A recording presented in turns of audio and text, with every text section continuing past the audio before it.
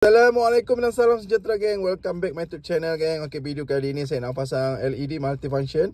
Okay, saya nak letak ni lampu ni dalam kereta. Okay, dekat bumbung tengah Pro 2 Azia.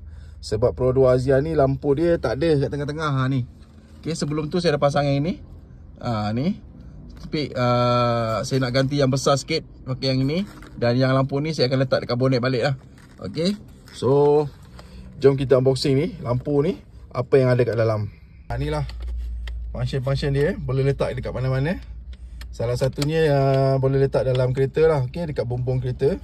Okay geng, so jom kita unboxing apa ada kat dalam. Kita buka, tengok. Okay, ni lampu je geng. Ni lampunya.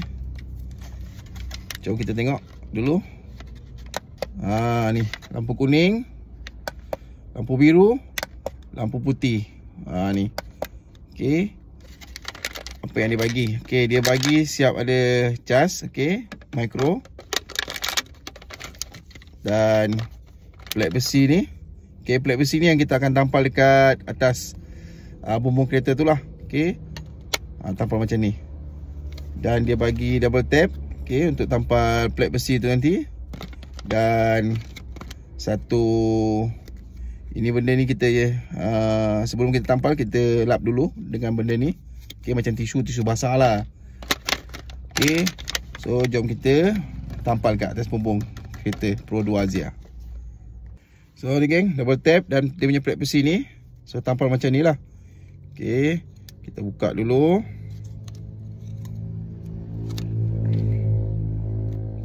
Buka dulu. Dan tampal kat sini.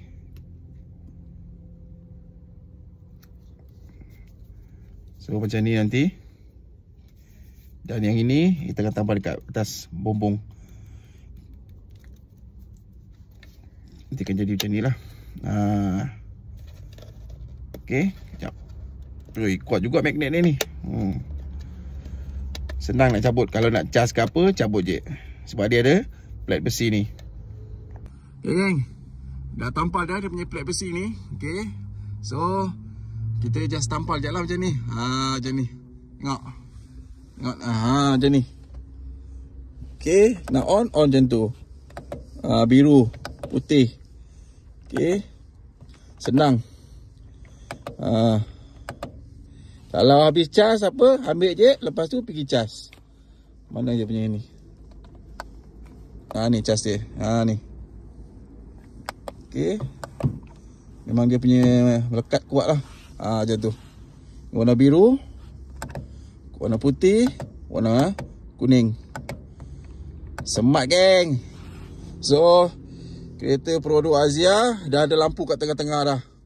So tak perlu bergelap-gelap lagi kat belakang tu. Kalau nak cari benda ke apa ke, just tekan je. Macam tu geng. Okay geng, jumpa next video.